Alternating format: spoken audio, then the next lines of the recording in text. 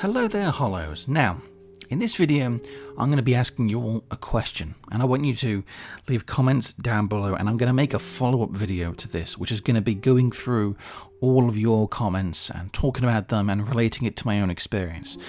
And the question I'm going to ask in this video is, what is it that made you personally fall in love with Dark Souls? Now, it's sometimes a hard question to answer because it's probably a culmination of many things, but I'm going to try and talk about myself, my own experience first, and then maybe that'll prompt you all to follow it up with your own comment down in the comments, and then I'll talk about it in the follow-up video. Now, for me, when I first played Dark Souls, it was because of the reputation. I'd heard about it, I heard that it was a really hard game, and I don't know, maybe at the time I was feeling a bit like I wanted punishment, a glutton for punishment maybe, I don't know, but I installed the game. It was the Xbox 360 version, and it would have been about 2016, maybe, something like that.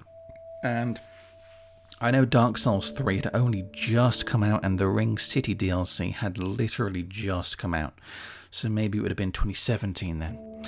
But I played the game, and I beat the Undead Asylum, and I went to Firelink Shrine, obviously, got killed to the skeleton several times, and then ended up going to Undead Burg. And I gave up on the game then. It would have been I just reached the bonfire where, the one which you can kick the ladder down to when you've beaten Taurus Demon, but before you kick the ladder down, obviously I'd gotten to that bonfire, and it was whilst trying to progress through the game to get to the Taurus Demon. That is the part when I stopped playing the game. That's when I gave up on the game, and I just started playing it because I don't know at the time, maybe I wasn't in the mood to. I remember feeling like the colour palette of the game at the time really didn't appeal to me. I remember thinking that was a big thing for some reason, that it was very grey and dark and dull and depressing. And it was very difficult. And the main thing I think really is that the game didn't click with me, but I didn't know it at the time, so I was trying to blame it on other things. But I wasn't really rising to the game's challenge. I wasn't doing what the game wanted me to do. I was being reckless. I was constantly attacking. I wasn't using my shield properly. And that's when I ended up giving up on the game. And I stopped playing the game. But then it was about...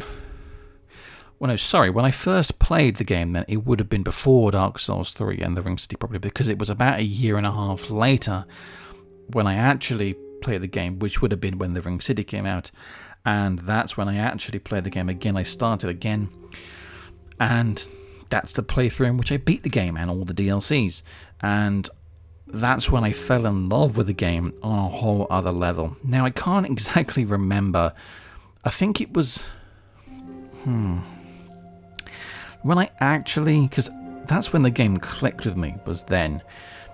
And I remember it was around the time of the Taurus Demon when I just seemed to understand what the game was asking from me, and I slowed down and I was taking my time more, and whilst I still did die several times, I sort of understood the game more, and I didn't really struggle too much with that many bosses really. I did obviously a bit, but like the Bell Gargoyles, I don't think I died to them anymore about 3 or 4 times on my first playthrough, and I don't think I died to any boss except for Ornstein and Smo more than maybe 6 or 7 times on my first playthrough. But Ornstein and Smo was the main point where I nearly quit the game.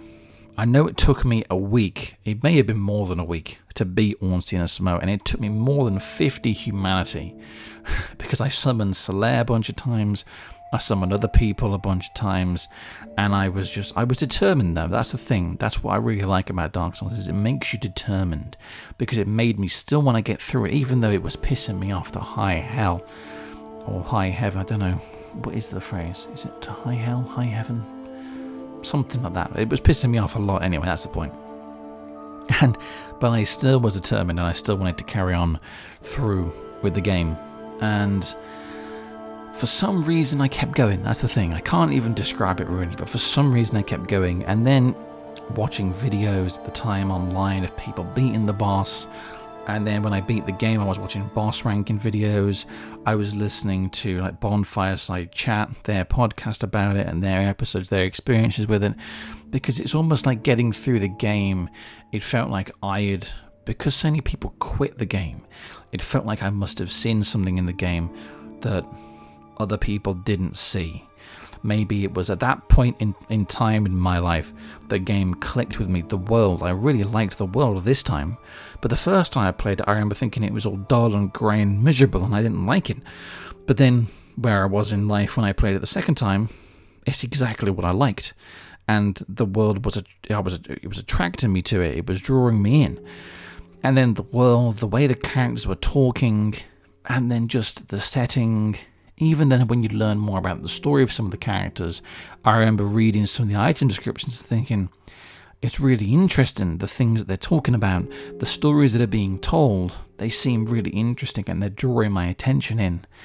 And the mystery of the world and everything. And you can't always explain it, but I think the main thing that I've always really liked about the game is the combat. I think is the main thing that drew me in on that playthrough.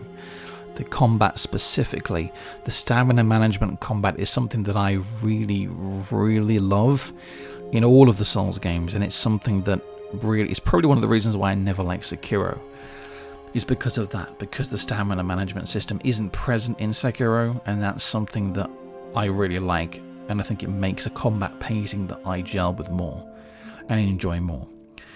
And then the other thing I think is that combined with the bosses. The boss design, how well the bosses are designed in Dark Souls. And I think that feeling that you get of accomplishing a boss is something that I never experienced in any other playthrough. In any other game that I played, I never experienced it really. That satisfaction of literally understanding the boss on an incredible mechanical level where you know exactly what they're going to do at every time, the best time to dodge, where you should best be standing. And then when you beat the game, I finally beat Gwyn, and then Manus after that, you really do feel like then when you go through the game a second time, you get this amazing, empowering feeling because, you know, you've beaten all these bosses now. And then you can go and punish them the way that they punished you, if you get what I mean. And it was an amazingly empowering feeling, which I really love. And I think the other thing, I suppose as well, if I was to pick out three things that drew me to Dark Souls. Number one was the combat system with the stamina management. Number two was the bosses and how well they're designed, and how when you get to grips with them properly, you can really master them, even though at first they seem incredibly daunting. And the third one, I think, would have to be the world and level design.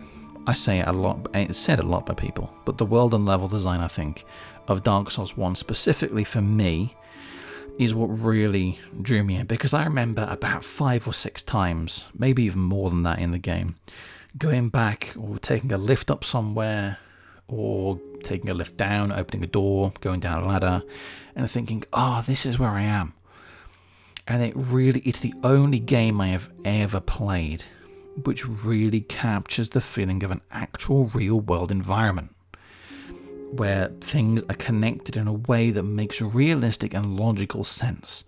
And it's an example of video games as an art form. And in my opinion, I would go as far as to say it's the only game, in my opinion, that actually feels like it's a real place, a real environment that's literally been designed by people that get the world and geometry and everything. And there's no development team that do it like FromSoftware at all, in my opinion. And I think it is the game that absolutely clicks with me and what I like in video games. And there's no other game, in my opinion, that ever makes me enjoy it as much as the original Dark Souls. Now, I have gone on for 9 minutes about this and my experience. So I want to hear you, what you have to say and your experience. You can type comments down below as long as you want. I don't mind. You can do comment chains, comment threads, whatever you want. Go on as long about any game by FromSoftware. It can be Kingsfield for all I care. You know, do Kingsfield if you want. If that was your first game by FromSoftware, which brought you into the series and made you fall in love with it, talk about that. It can be Bloodborne, Elden Ring, whatever game that there is by FromSoftware which you fell in love with and made you in love with the series, then tell me about it and tell me what specifically it was about that game that drew you into it and made you fall in love with the series as a whole. So there we go, and I'll make a sequel video to it in maybe a few days or a week or so. I'll let a few comments rack up first, and we'll go through all of them in a longer video than this. We'll talk about them all. So, thank you for watching. Make sure you like, comment, and subscribe if you liked it, and maybe even become a member if you really liked it. Thank you again for watching.